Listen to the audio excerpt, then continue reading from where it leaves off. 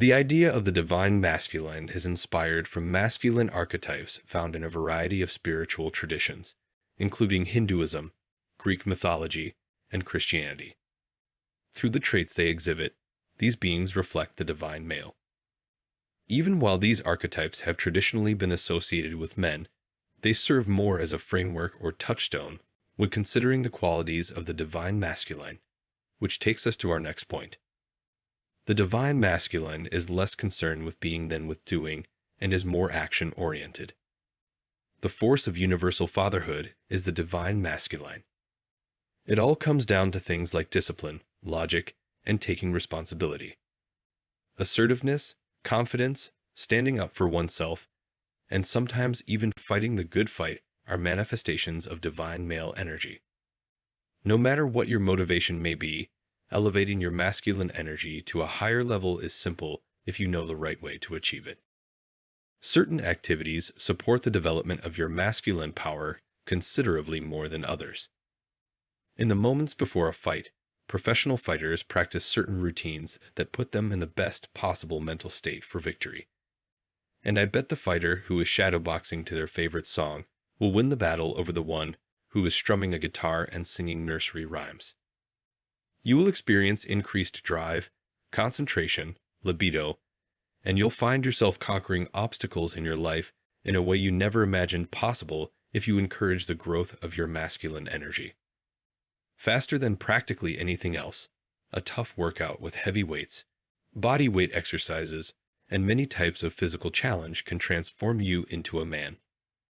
Exercise that is vigorously performed releases endorphins, increases testosterone production, and helps you to sweat off all of your tension. Your well-being, sex drive, and self-esteem will all benefit from it. For maximal masculine vitality, concentrate on compound and body weight exercises such as squats, deadlifts, pull-ups, and bench press.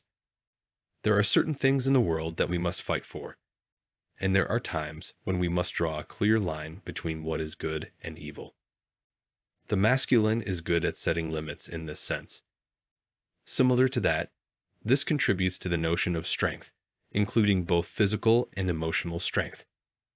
The warrior inside each of us is closely tied to divine male energy. The divine male energy enjoys engaging in physical activities such as having adventures, making improvements, speaking one's mind, and taking risks. It's a force that's often linked to concepts like reasoning and critical analysis. The process of developing masculine vitality via difficulty is quite similar to how our brains develop self-esteem. The act of trying to test yourself signals to your brain that you think yourself to be worthy and capable of being pushed in the first place, even if you don't necessarily succeed in doing so. Building masculine energy is similar. Your masculine mind may tell that you think you are capable of taking on problems only by the fact that you attempted to press your body weight or complete a task by a certain deadline. So make goals and accomplish them. It is more important that you are trying than whether or not you succeed. Regardless of gender, everyone has connection to both masculine and feminine energy. The divine feminine and divine masculine may be compared to the opposites of yin and yang, both of which are essential for maintaining balance. An excess of feminine energy may result in inaction and lack of decision-making. Alternatively, an excess of masculinity may result in aggression and even war. To achieve your own unique balance of the two is the goal. Take a leader as an example. When considering compassion and others' needs as a fundamental role of leadership, how can one be a leader in a manner that respects the feminine? Leadership is often considered of as having more of a more divine male character. It's crucial to remember that this balance will differ depending on the individual. It's not about making everyone the same. Certain individuals who have more of the divine feminine or the divine masculine may discover that it works incredibly well for them. How to make your inner divine masculinity awakened. 1. Take calculated risks. The divine masculinity is not afraid of a little danger.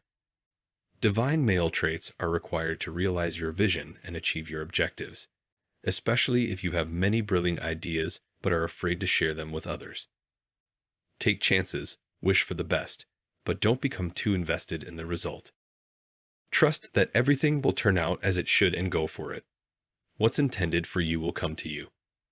2. Apply positive affirmations. Affirmations may help you change your perspective and bring out particular aspects of yourself. You may consider affirmations that refer to some of the aforementioned masculine qualities, such as power, self-control, and reason, in the context of the divine masculine. A few examples to get you going are as follows.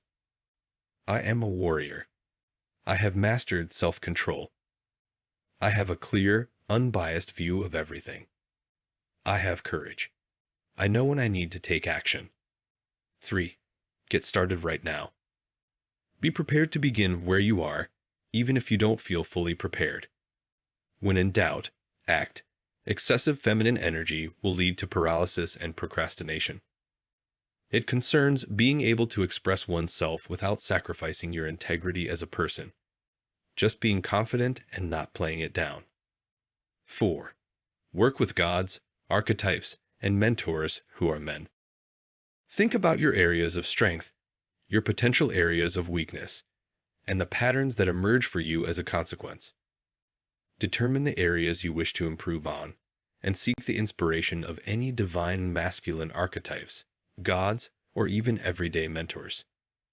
How can you incorporate some of these archetypes' energies while being loyal to yourself? Consider what you may learn from them. 5. More action, less thinking. It's critical to start identifying when you're holding a lot of ideas inside and trying to perfect it before sending it out into the world. Instead, start taking chances and beginning where you are. Use your intuition to guide you when to act, since this also tends toward the feminine, but just be aware of when you could be overthinking something. 6. Repair your connection to the masculine. It's possible that you've had negative encounters with the masculine in the past as a consequence of your encounters with men, aggressive people, or perhaps your father. Look for those times when you could be trapped in a historical response to the masculine, especially if you've previously struggled to represent it. Examine your own conceptions of what the divine masculinity is, why it is important, and how you may begin integrating it. 7. Stick up for yourself. Finally, keep in mind that sometimes we do need to enforce our limits and stand up for ourselves, even if it means setting off other people. No offense intended, but when we don't stand up for what we believe in, we end up hurting ourselves. There will undoubtedly be times when you must fight back, and that is okay. Here's the bottom line. Though there are still many misunderstandings about what masculinity and femininity really represent, it is becoming more obvious that each of us has a unique combination of both. The divine male and divine feminine, like yin and yang, operate in tandem and are always in motion. When they are balanced, both inside ourselves and throughout the planet, we are all much better off. My brothers, the battle to achieving your dream life is a hard and difficult path. Do not compare your journey to others, and do not complain about your circumstances. There is someone out there who would trade places with you in a heartbeat. We are men, and there are no excuses for our inadequacies. There are winners in life, and there are losers. Simple as that. Until next time, my brothers.